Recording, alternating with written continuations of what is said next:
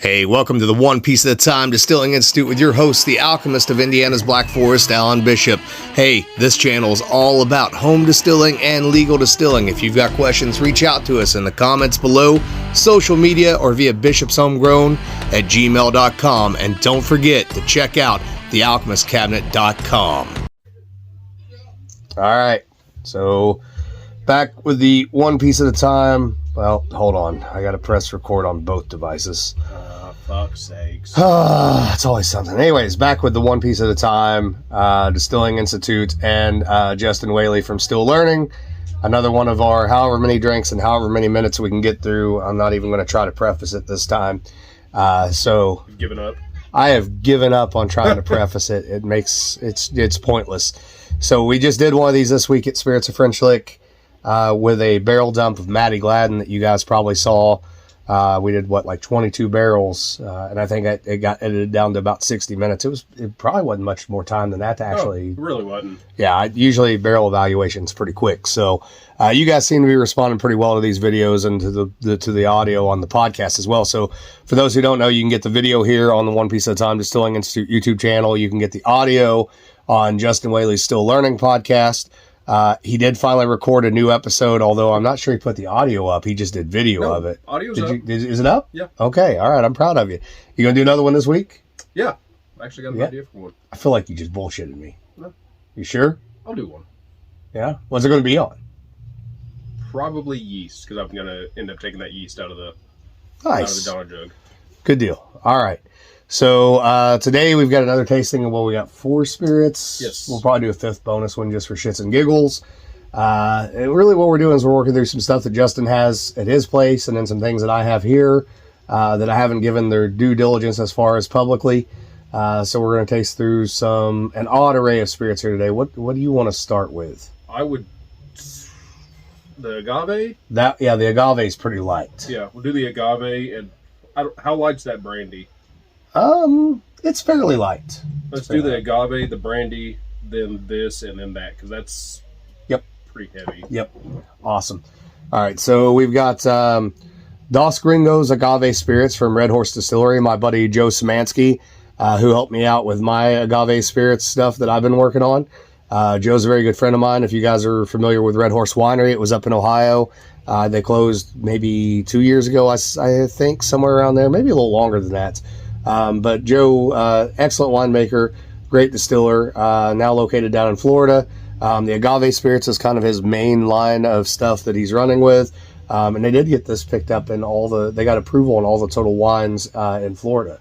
Nice. So, if it catches on, I told him, you're gonna just be busting ass trying to make this. And trying to keep up. Yeah, the nice thing about that, though, is that you don't have to do a cook or anything. So his is just straight up agave spirit. So he's just bringing in Blue Weber agave syrup, doing a fermentation using a specialized couple of yeast strains that he's using, and then making his cuts. He does, I think, have some tails that he uses in there. He's the one that first told me about that. Yeah. And you really, with agave spirits, if you don't use some of those tails, you don't get the agave flavor. But this is going to be much more like a tequila, unlike the agave spirits that I've been messing with, where I'm not trying to replicate tequila or mezcal exactly. I'm trying to do something entirely different. Joe here is entirely into the more commercialized tequila aspect. Yeah. So, but as you can tell, I've loved that bottle already. So that's fair. This is one of those, if you come home and you want to have a couple drinks and you don't want to think a whole lot about it, just have something to drink while you're recording a podcast or whatever, this is fucking perfect for that. So you mentioned the whole tails thing. That's something that I use on the tours now. Oh yeah. And whenever I get into the still room and we're talking about cuts and everything, I will ask people if they like tequila. Right. And a couple people always raise their hands, and first off I tell them that we can't be friends. But, right. Also I talk about the whole hangover thing because if you made tequila without those tails, you're not going to have a decent tasting tequila, but that's why you generally feel terrible after a night of tequila. Gonna add up a little bit. It's the same thing with and maybe that's the bonus spirit. I've got that Palinka still. Okay. I could bring that in here. Yeah. The same thing with Palinka, leaving a little bit of, you've got a little Acetobacter, VA, that sort of thing, and then leaving a little bit of the heads in there for the character of the fruit to hold on to it, right? And the part of that is too, the drinking cultures that some of those things come from, right? understanding like, hey, probably not going to be a great idea just to drink this alone and get fucking plastered on it, because there's going to be some regrettable shit happen the next day. You do know that you're on film now, and also on my wife just snuck up on me and spark plugged me. What do you want? I'm recording. Penny wants her thing. Coco's here. Huh? And is going to watch her. Oh, it's on top of the altar. Oh, okay. Yeah. Now you got to put the dog on the bed, though. Now she'll come back out with her. Okay, all right. No. Anyways, interrupted by estrogen. That's almost buttery. It's very funnier buttery. whenever he has his headphones on because he doesn't hear me come in and he'll jump through the ceiling. Yeah, normally if I'm in here recording, like if you have ghosts, you have everything, she'll come in here and grab a hold of me and scare the shit out of me. It's super buttery. Yeah. It's very, very buttery.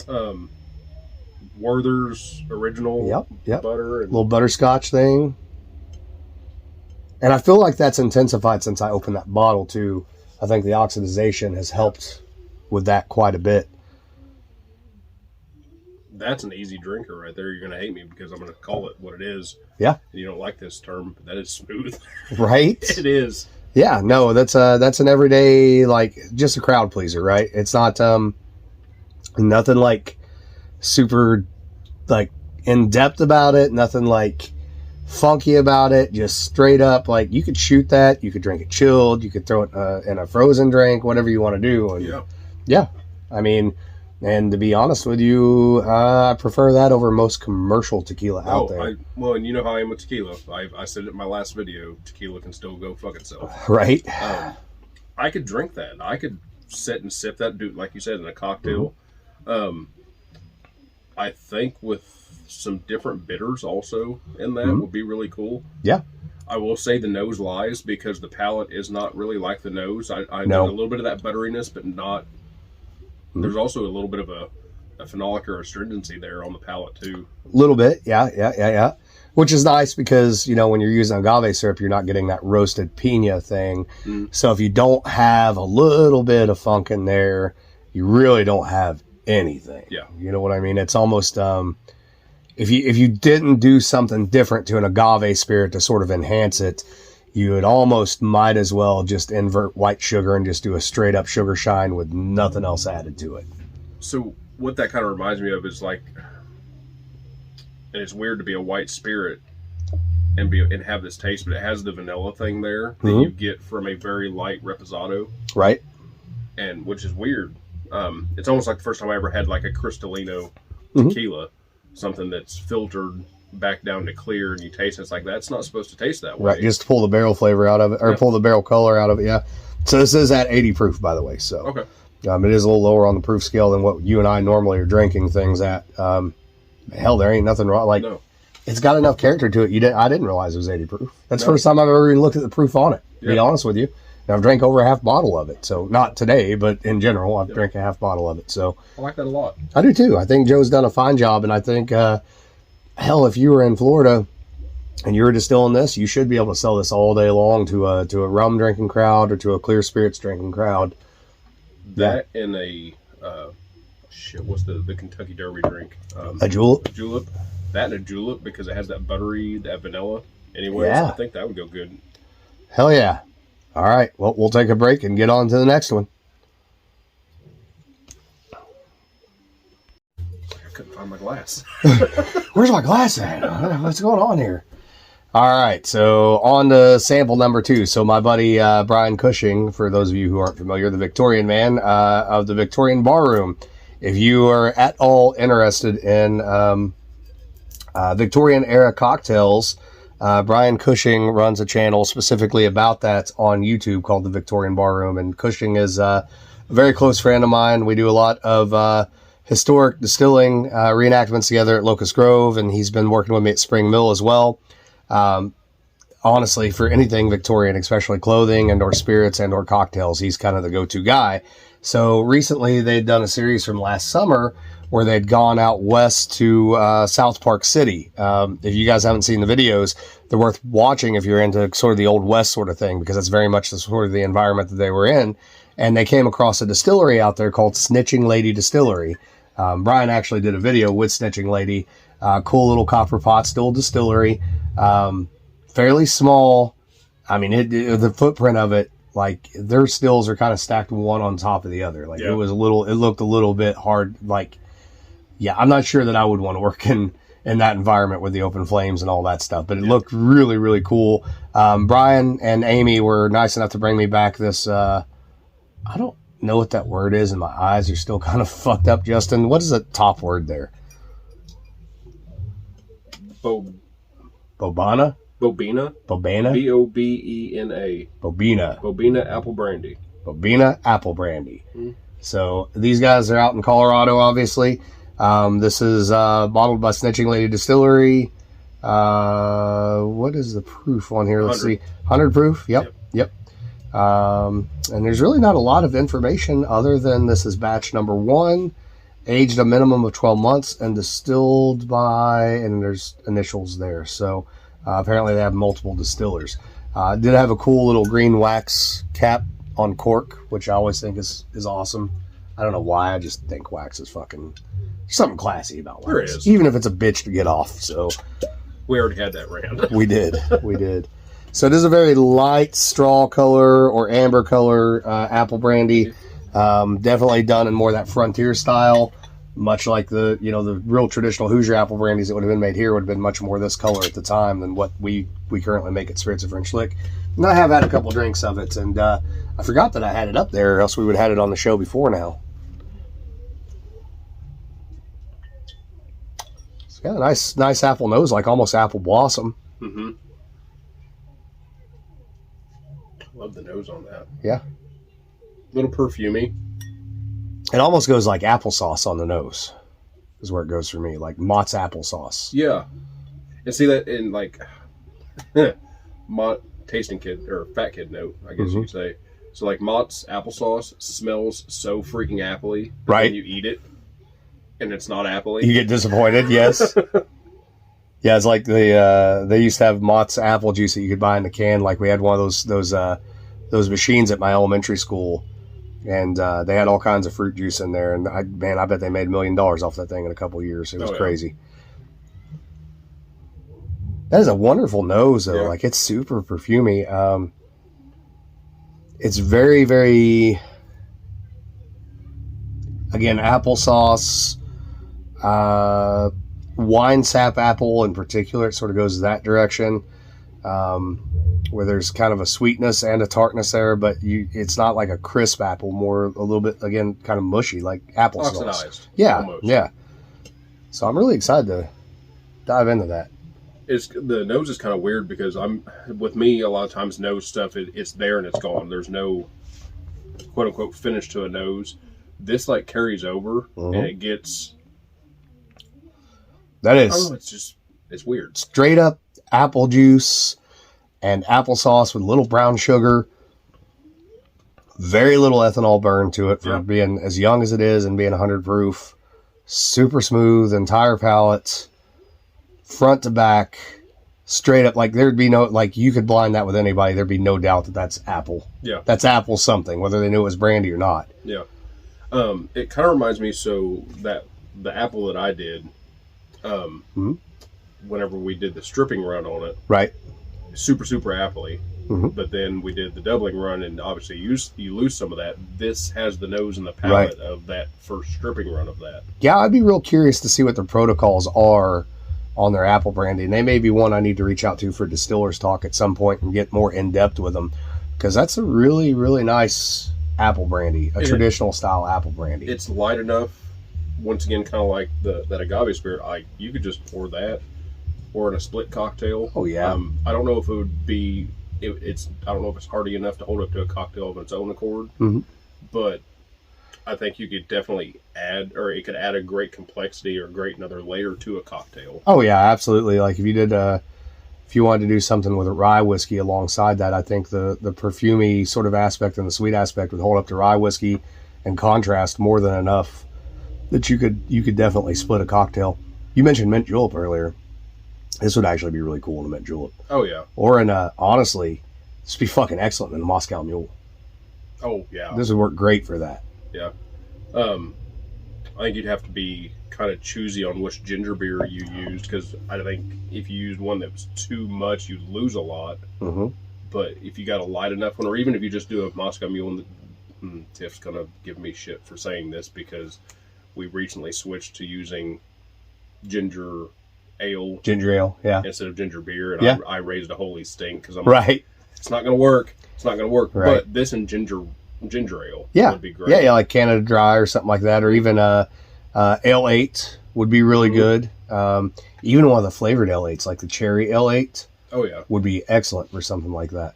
Yeah, I love that. Now we're going like full on Wisconsin old fashioned, right, with the Coca-Cola and the whole thing. Yeah, that's a whole thing. That's really good shit. That's fantastic, honestly. See, I'm just now starting to pick up the sweetness. I wasn't getting it the way you said it a while ago, but that sweetness is there. The brown sugar. Honestly, the 15 or 20 craft apple brandies that I've tasted in the past year, that's in the top 3 or 4. Yeah. Easily. Especially for what it is, it being only 12 months old. Is that what that is? I didn't hear you say that a while ago. Yep. It's only aged a minimum of 12 months. Nice. And I bet it's small barrel or something like that too. So yeah. It's fucking fantastic. It'd be interesting to see what that would do with some heavier oak influence, or even a little bit of French oak, and get some spiciness brought into it and build up that backbone a little bit. Yeah. Yeah. I got to reach out to those guys and get them on Distillers Talk because that is definitely worthwhile. So there's a fucking fly in here. All right, we're gonna take a break. We'll be back momentarily. Yeah. They're not going to. Almost reminds me of that stuff Wayne sent. The apple rested on it. Yeah, absolutely.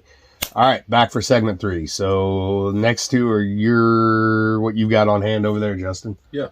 So I'm in a murder trying to pronounce this.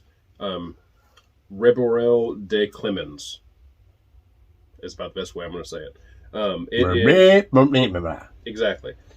So it is a French malted barley. So it's a single malt, matured in first and second fill French oak barrels, and then after that maturation, they put it into, and I told you Chardonnay earlier, I was wrong. It's Sauvignon Blanc barrels. Distilled in France, too? I believe so, yes. Do we know if it was cellared? That I don't know. Because that would be interesting.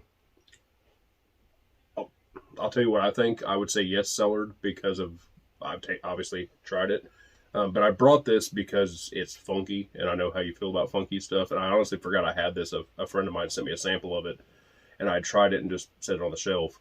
And I went down in the basement earlier to grab something, and I thought, yeah, this is going to be the one. Yeah, it's right up our alley. Let's see what happens with it for sure.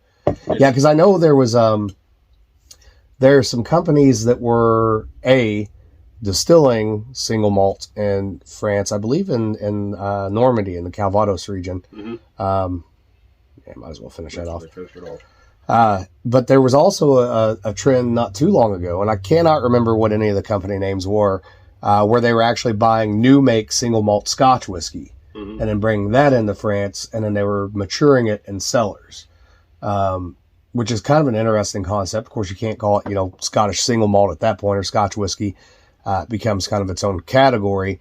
And just like there are grain distillers in France that are becoming bigger and bigger now, and in fact, there are a few people who are pushing the treaty laws pretty heavily and even calling their product bourbon in France at this point, which is, I would love to get a bottle of that just to see, right?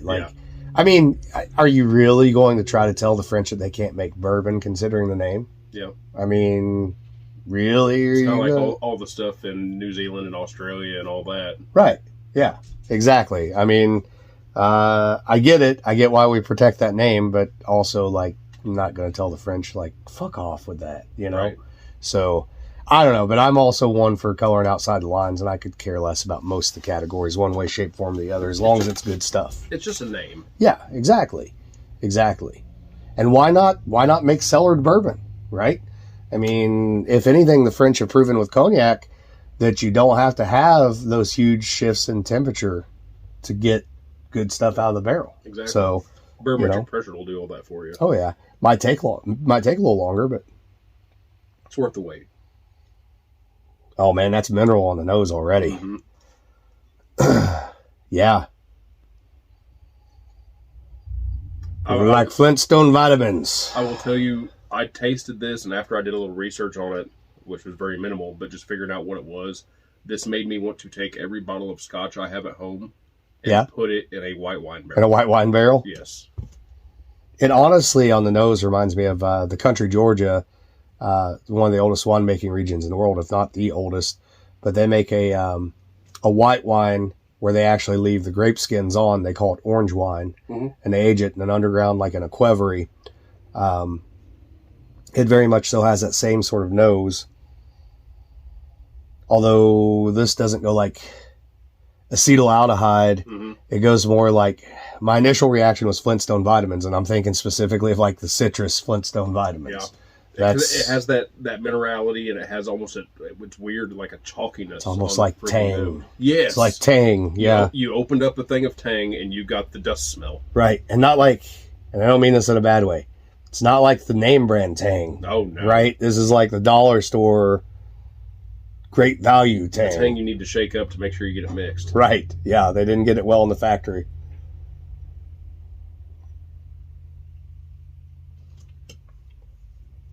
Man, there is a ton of citrus on that. Mm-hmm. And that minerality is not as pronounced initially on the palate as I thought it would be. It splits the sweetness in the mid palate, and then it goes to a little bit of that minerality on the back. And then the minerality kind of hangs, and it almost becomes that grains of paradise pepper sort of note right down the middle of the tongue. Yeah. If I didn't know better, I would think that this was some kind of botanical spirit that had a little bit of sweet orange peel in it, or even like tangerine peel or something of that nature. Yeah. So what it reminds me of is, if you could imagine a Sauvignon Blanc or an unoaked Chardonnay, because the oak isn't super heavy at all, which it was. No, it's just there for structure. Yeah, it was first and second fill French oak. Mm-hmm. So you're not going to get a whole lot of it out of there. And then you went into Sauvignon Blanc barrels. So it reminds me of a Sauvignon Blanc or an unoaked Chardonnay that is a higher proof. It has that citrus note, and it has a little bit of the minerality, and it's just... The oak is just structure. That's really, and maybe that little bit of grains of paradise finish might be that French oak coming through with some spiciness. It's very well composed. It's very, very balanced. There is, if you look for it, and you do have to look for it, you can still pick up some of the cereal sort of taste of the malted barley, but it's very, very, very light. Yeah. It's there, but you'd have to look for it. Like, if you blinded me on that, I don't know that I could ever tell you what the fuck I thought the base of that was. And if I can get a picture or actually see it, I want to say, taste-wise, that's 80 or 90 proof, I would say, but I don't know. And I can't get it to pull up here. Whatever it is well fucking done. Well, and what's cool about this is I could probably put this in front of just a straight wine drinker, somebody that does not drink spirits. Oh, yeah. And they would love it, I think. It falls into those sort of more traditional French sort of things, like even like Pinot de Charentes or Pommeau. The softer, sweeter, rounder, heavy mouthfeel, very structural, well composed, no highs, no lows. It falls in that very specifically, there's no way to say it otherwise, that very specifically French sort of archetype of what a spirit can and should be. So I just looked at Cask Cartel to see, and I will tell you, I will probably never own a bottle of this. Yeah. $200. $200? Yeah. Plus $50 delivery fee from Cask Cartel. I would come closer to spending that, which I would never would in the first place, but I'd come closer to spending that on this than any bourbon. Oh, absolutely. That's over $200. Yeah. I don't know why, because it'd just be like, me and you would be the only two who'd ever drink it. We'd be like, oh, this is really fucking good. Everybody else would be like, what the fuck is that? Welcome to Sunday Fun Day. We're not working tomorrow. That's really good. That mineral note is very nice because it knows as much heavier than it is on the palate. On the palate, it falls into the structure of the tannins with the wood is where it falls. So, like that last sip that I just took. That's got to be cellared. Yeah. There's no way that was above ground. No, it doesn't, because it doesn't have the tannin. It doesn't have the It doesn't even have the oak extraction. No. That last sip, I finally got. I've kind of been waiting to see if it would come through that apricot thing that you get with the malt, and it works so well with that citrusy note coming from those Sauvignon Blanc barrels. Plus that little bit of spice that you get from the French oak. That's a dangerous drink. I'm gonna call it right now. That's the best thing we've ever had on this fucking show. That's what I'm gonna say. At least for me, for my palate and my weirdness. I love it. I absolutely love that. I figured you would enjoy that. Yeah, me as a brandy lover in particular, that comes off more like a brandy, and it's fucking excellent. So, but I'm also, when it comes to spirits, I'm a little bit of a francophile anyways. So, yeah. But, all right, we're going to wrap this part up and be back momentarily. I think I'm ready. You ready? All right, back again with segment 4. You get to do all the intro on this deal. So this is kind of a special project between Alan and I. I had started what I wanted to be a Bochet mead that I had the intentions of just bottling as a Bochet mead. But I don't believe I got enough caramelization to hold on to any sugars. Before you go too far with that too, Justin, just for anybody who's listening, can you kind of explain what a Bochet is if people haven't listened to like Still Learning and all that stuff? Absolutely. So a Bochet, first off, a mead is a honey wine. Honey, sugar, water, or honey, water, and yeast. You can make a mead. You can add fruit to that and call it a melomel. There's varying differences in different types of mead. But what a Bochet is you actually caramelize the honey by heating it up over time. And what you do then is you create unfermentable sugars. Now, there are people that are going to tell you that it will all ferment, which is, in my opinion, not right. If you caramelize some of those sugars, you do create unfermentable sugars. Therefore, you will have a mead that is not only left sweet because you have unfermentable sugars, it also has some caramelizing effects and things like that. Mm-hmm. Now, this one I did mess up. I believe I didn't caramelize it enough because whenever it was finished, it finished dry, which it should not be able to do being a Bochet. Right. So I decided I wanted to distill it. So we ran it through we ran it on a stripping run here. Yep. Ran it through a stripping run one day. And the Liquor Fairy ran it on a stripping run. Yes. We didn't do that. Yes. Maybe it was a stripping run on I think it was a 5-gallon 13 stills boiler. Yep. With a alembic head, Ozark Stillworks head, and a shotgun condenser or Gatling gun condenser. Frankenstill. Yes, Frankenstill. Yes. One of many. And then from there, another Liquor Fairy did the doubling, it's the doubling run, the spirits run with it. Ended up with 3-gallon with Ozark Stillworks head and another shell and tube condenser. Yep. So straight pot still. Yeah. Ended up with 4. What are these, pint jars? Yep. Pints. And then I proofed everything down to 100. I will say this one's probably sitting about 110 because I eyeballed it and then checked it afterwards. But everything else that I have left is clear. But what I did with this is I wanted to try something to get a little bit of citrus flavor in there. So I put dried apricots in here. They were sitting for about 2.5 weeks. And I had a piece of French oak because when I took that mead out of the fermenting vessel, I put a gallon of it in a small gallon demijohn and put some French oak on it. And I took that French oak out that had been sitting in mead, the same mead that this was made from, and put it on here as well. So it was sitting in there for about 2 weeks. Nice. No ultrasonic, anything like that. Just sitting on just the straight maceration. Yeah. Nice. So the on the distillation on that, when I was doing when we did the strip, we noticed that did I do the strip and the double, or did you do the strip and then I did the strip? That's right. That's right. We noticed I noticed that the honey came across really, really well, which is interesting. So I know you're going for Bochet. You were trying to caramelize that honey, which shouldn't have fermented completely. I think you got some partial caramelization though, because normally with honey spirits, when you distill just double pot still mode, like, they don't come across tasting like honey. And that came across tasting like honey. So there had to have been some caramelization there, or at least some change in the molecules of the sugar that really held on to a lot of that honey flavor and aroma. And what was the base honey for that? Was it anything special or just stuff you got at the store? Or? Walmart $13 for 5-pound honey.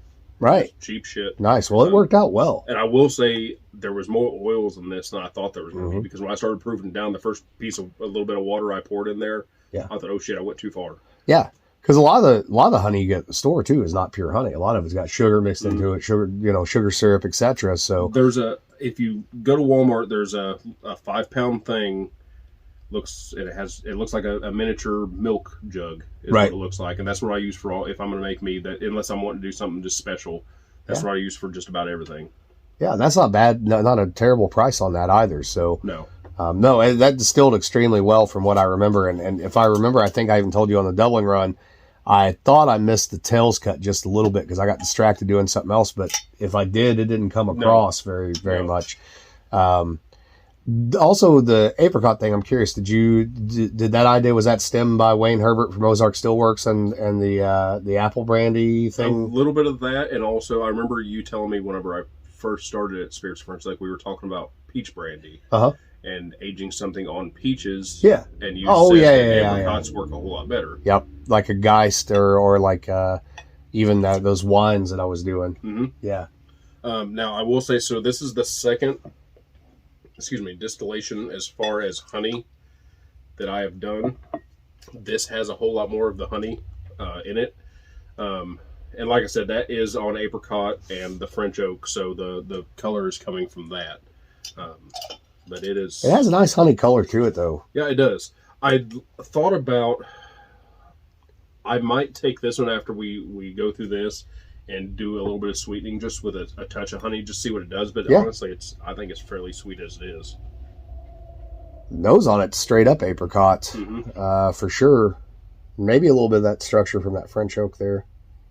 And it was in that jar I had about a 4-inch piece or so that, like I said, had been charred and placed in mead for a little while. So you do get a little bit of fermenty funk from it too, in my opinion, because that mead had got into that wood. Wow. Yeah, that apricot, it almost comes off like, between the apricot and the honey meeting each other, it almost comes off as like lemon. Mm-hmm. Like lemon cake. It's not a liqueur, but it's not far off from a liqueur. Mm-hmm. It's somewhere in between. There's definitely a little spice to it, a little peppery characteristic to it. It's full-bodied like that. Honestly, you could serve that as a digestif. Yeah. And adding a little honey to it would be interesting. Yeah. And I may have left the apricot, like I said, they were in there for about 2.5 weeks. Well, no, probably about 3 weeks, actually, because it had been 3 weeks ago that I got those back last time we were over here, because that was the weekend before the fight, and then so they've been on there for about 3 weeks. So I just straightened them out today. It's like lemon coffee cake. Yeah. You know what else would be really good in there too, and not to overcomplicate it, but if you got another jar, you can do the same thing too. Mm-hmm. Do the same thing, and I'd even still do apricot in it. But I go to the store and get you a couple of blood plums. Yeah. And dry those and throw something dark in there like that, or even some dark cherries. You know what I thought about doing, but I was halfway scared too. Yeah. Oh shit! What are the fruit?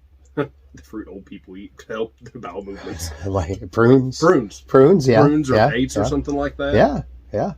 I'll tell you another one's going to sound weird, but you could do the same thing with, I bet, if you stop somewhere at like a health food store, you'd have to find them. But like the dried candied kiwis. Oh, yeah. That would go really well with that in particular, because there's so much of that kind of lemon cake, coffee cake thing there. Throw that in, especially if you get the ones with like a little bit of powdered sugar on the outside of them, and just have a little natural sweet. Well, not natural, but just comes with the package, as it were. Yeah. I will say, so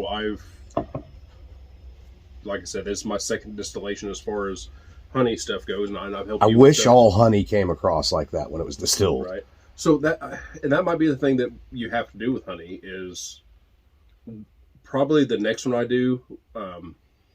I will do. We did the math one day. Was it 5 pounds per gallon for like a 1060? Right. Or so. Do like a quarter of that and caramelize the absolute shit out of it. And we do have a pretty good little amount of honey that we can fuck with right now too. So we do. And it's good honey. It's actually ragweed honey. It tastes a little bit like wormwood as it is. Yeah.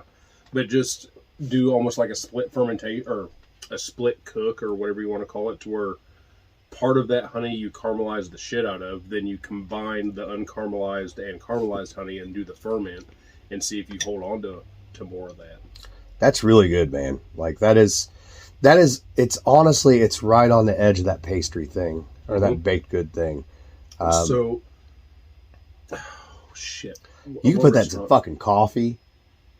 Oh, it'd be fucking excellent. Like what are they, like the apple fritters? Yeah. Like that kind of pastry minus the apple. Yeah. Minus the apple, yeah. Yeah. Definitely, like I said, I get more of that lemon characteristic from it, which is interesting coming from apricot. But you know the pastries you get, the cheap ass things you get from the gas stations, like in the little white package. Yeah, the little the strudel, the fruit pie things. Fruit pie. Yes. Yeah. Yeah, with like the the dried fucking white sauce on top, right? That we gotta take this super white trash now. That every white trash trailer park kid knows this trick. You buy those, you put them in a bowl, you take a fork and you poke some holes in them. Mm-hmm. You pour milk on top of it, and then you microwave it for about 30 seconds. Yeah, just to get the milk good and hot. Yeah, delicious. Hell yeah. Do you get any like VA or I guess it'd be over oxidized mead wine type thing from it? Not in particular. Like I don't, and bearing in mind my sinuses are messed up, but I'm not getting like any Acetobacter. I'm not getting any VA. I don't get any Brett. But I also think if it was there, I think that apricot would be covering it. That is true. You know what I mean? Like if there's anything like that there, it's more on the palate, and it's not a taste. It's a texture. It's more of like if you had an unfiltered wine that had some lees in it, right? That might be what it is. Yeah. What I might do with this. So there's about, I'll have that jar left. I might top that up and not do the apricots anymore, but put the oak back in. Yeah. Just for a little while and see what it does. I'd like to have enough of that. Earlier today we filmed a video for the One Piece at a Time Distilling Institute, filling a bad motivator barrel. I'd like to have enough of that to do in a fucking medium toast we can do barrel. That. That'd be cool.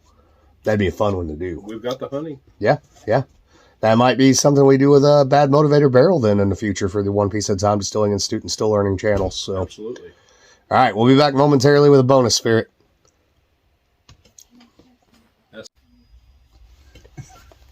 Still be shitting your shorts. You damn right. Shitting shorts. Shitting shorts. On Sunday. All right, we're back with Old L Bishop. Old L Bishop. Aha. And so we've got a bonus spirit here that Justin and I have. We did not pour it for Dad. So Dad is drinking the previous honey spirit that we just did that Justin and I talked about. So anything Dad contributes to the conversation will be about the honey spirit, which might be confusing. But what Justin and I have is a traditional, I can't remember what country that Barry said that, was it Romania? I believe so. Yeah, so our mash guy, the guy that picks up our spent mash to feed his cattle, he has family connections in Romania through a marriage in his family. And in Romania... I thought he was a terrorist. Oh my God. Thanks, He Dale. looks like one. Quit it. Think about it. Anyways. He is a cop. He is a He's cop. terrorist. Ex-cop. So anyways... That and makes it worse. in Romania, they you can actually legally distill at home. In many of the old Soviet bloc countries, you can do that. Some of them you pay taxes in, some you don't, but just about everybody makes palinka of some sort. Usually it's either going to be apricot and or peach, or sometimes it's plum. It's very closely related to Slivovitsia. It is a traditional fruit mash brandy. If you guys aren't familiar with it, you can look up palinka distillation on YouTube and you'll see it, but oftentimes it's done in open tubs for fermentation. They literally throw the whole fruit in, bust the entirety of the fruit up. It's almost a solid state distillation and fermentation. It does look extremely nasty most of the time. Like, you know, you're going to get flies and stuff on top of it. That's just the nature of it. There's nothing wrong in a palinka with having a little bit of VA or a little vinegar or Brettanomyces. That's expected in a palinka. So this is a peach palinka that was given to Barry by the neighbor of one of his relatives who has a small still in his backyard. And Barry put into great detail with Justin and I one day about the process of drinking palinka with people in Romania and how they just expect you to get absolutely plastered and not show that you're plastered. Right. Which seems a lot like Hell's Half Acre when we do demonstrations. Sounds like I thought we were supposed to show he's plastic. sounds like us at Beck's Mill that day. Very much As so. I was passing a bottle around, just forcing everybody to let's finish this. Yes. So, and I don't know enough about Palenka. So, what besides the solid state distillate or solid state fermentation, what makes it a Palenka versus just a fruit brandy? It's just the style of fruit brandy. Basically, that solid state fruit mash is a huge part of it. Being open to the air, not always, but most of the time is a part of it. Being double pot distilled is a part of it. Although you will find people that do it as a single pass distillation as well. It's just a traditional style of distillation, and it's I've joked about Romania before multiple times on Distillers Talk and elsewhere. And if you have ghosts, you have everything. It's the one country where you can be a vampire hunter legally and a distiller legally at the same time. I want one of those kits. I know. I need to start offering one of those kits on the Penny's store. whittling now. She is. She Whittle can us start, some steaks. whittle us some Got steaks. steak out there. Right. Ironically, if you ever watch the opening of the old Universal Dracula movie, when they come up to the tavern and he says, "I have to keep moving to get up to when Renfield says, "I have to keep moving, I have to go to Dracula's castle at night," they try to talk him out of it. That tavern they're at, you'll notice there's barrels out front and there's a sign that says Palenka. So somebody had done their research at that point in time in the 1930s to know. Now I know I want to rewatch Dracula Dead and Loving It. Right. Because I want to see if there's anything about that. Yeah. That is by far my favorite Dracula movie. Did you see there's a new Dracula movie coming out? Is it Dracula or is it Renfield? So, well, there's the Nick Cage thing. The Renfield one. Yes. But there's also a Dracula one. The last voyage of the something. Yeah, whatever the ship was that traveled to the United States so on. freaking excited Yeah, about that. I want to see that. See that. Is it okay if I tell Dale what that is? Yeah, so Justin's going to introduce the dad what he's drinking versus what we're drinking. We've already talked about this, but so that is it started out as a mead, or a bochet, which is a caramelized honey mead. A douchey. Douchey. That I That's what you said last night. fucked all the way up and didn't get caramelized enough. It is Does what that it not is. surprise me? Fuck you, Dan. And then it Middle was, name, fuck up. it is double pot distilled, and then I actually aged that or matured. Hailing from Shoals, Indiana, The guy with the Justin Fuck Up Whaley. it was matured on some dried apricots and then French oak that had been put into that same mead for a little while. I think you'll enjoy He that. sounds confused. Yeah, I'm confused. What? What? The fuck did you just What say? That was a did you do? lot. A lot. A lot to explain some liquor. You had to do all that to get water? Try it once. That's right.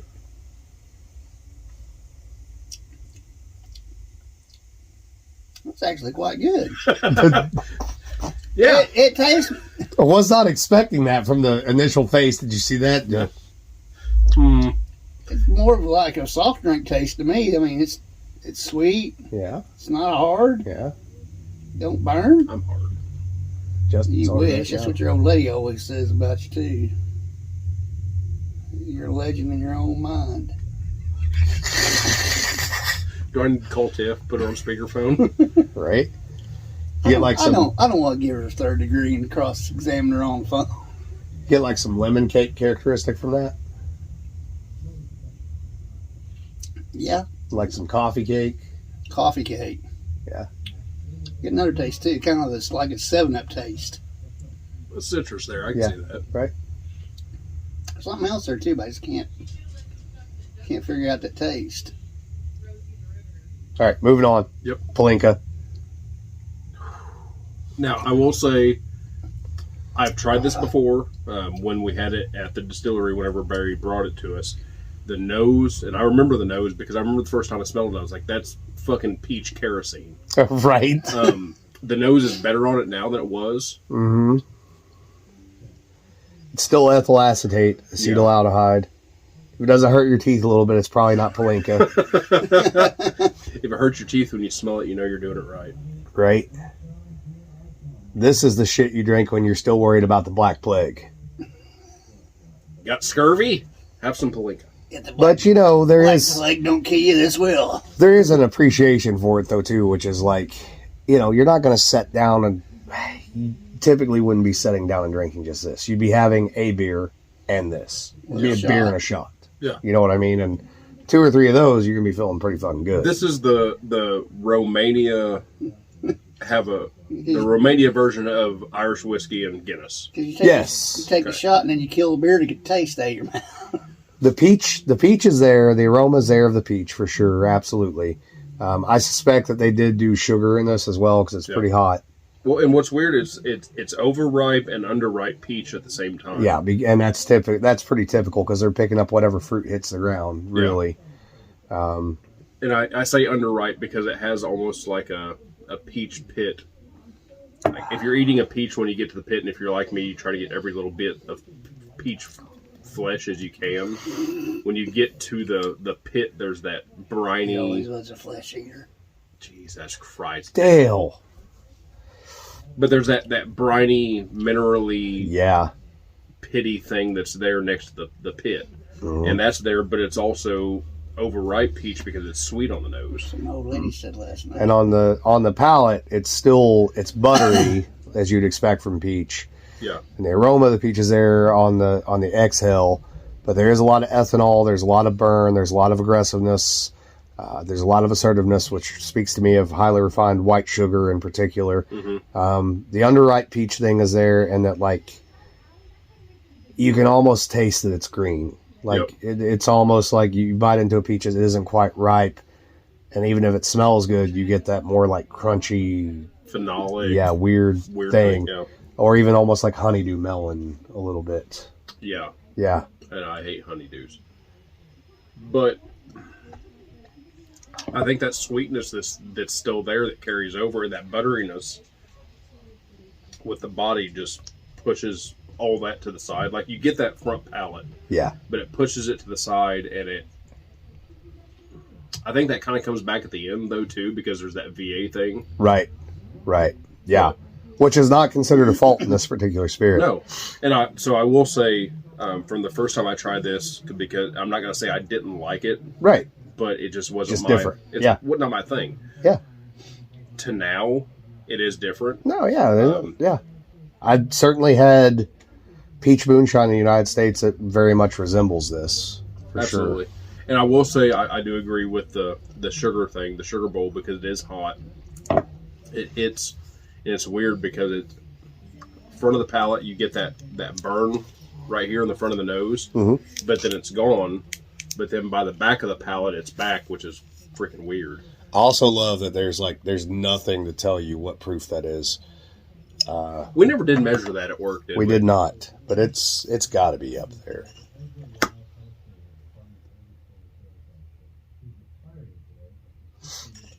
I'm not good at that, so I'm not even going to try. Not that high, really. Maybe about 95. Yeah. It drinks a lot hotter than that. I'll tell you this. If you gave me about 6 of those at about 9 o'clock at night and a shovel, I'd help you dig up a fucking body and tell you if it was a vampire or not. Or say, I have 6 of those. I'm either fighting, fucking, right, or sleeping, or killing a vampire. And I'll tell you what, the other thing about that is too, you put just a little bit of that on a rag and wrap it around your nose when you dig up that fucking body, you'll have no idea. No clue. I would like to see what that would do on French oak, though. Oh yeah, it'd be great. I would love to get a hold of some actual Palinka that I knew was 100% fruit, because they're usually really good. And the same thing with Slivovitsia. Yeah. Slivovitsia is plum. Typically, it's plum. Yeah. I would like to do that, but who did that over here a while back? Was it Shua? He did some plum a while back. He bought some plum concentrate or something. Yeah, his was concentrate and then canned plum, which then you get the syrup that's in there also. But yep. I usually plum trees. Usually you use damson plum, or sometimes they use green gage, which we have plum trees here. The problem that we have, though, is that we have an insect there's a type of wasp, a parasitic wasp, that lays its egg in it. Is that the things that do the big comb, almost looks like a giant web, but No, those are worms. We used to have those. So I had Yeah. 2 plum trees. Get a little nostalgic here because I was ready to fight somebody over this. I was about ready to fight him. I thought he was fucking with me. Right. Calm down. So growing up, I had 2 plum trees. Dad actually planted those, and they came from. He got starts down south from where he was from. The electric company ended up cutting one of them down. That's why I was ready to fight somebody over it. But I'd like to get some starts from that tree. But I remember those big worm sacks and those things. Yep. Yeah, those are called bagworms. No, these, I'll show you some. Any of the stone fruits that you have, you'll lose about 25-30% of your fruit because these wasps lay their larvae in them. Mm-hmm. They get in the seed and they eat the seed out, and it causes the fruit to rot from the inside out. Yeah. So, but all right, you guys got anything else? Yep. Ready to go dig up some bodies? Let's go. Let's go All flip up right. some vampires. That's right. Fucking vampires. Get the backhoe out. All right, guys. Well, we appreciate it, and we'll catch up with you next time. Later.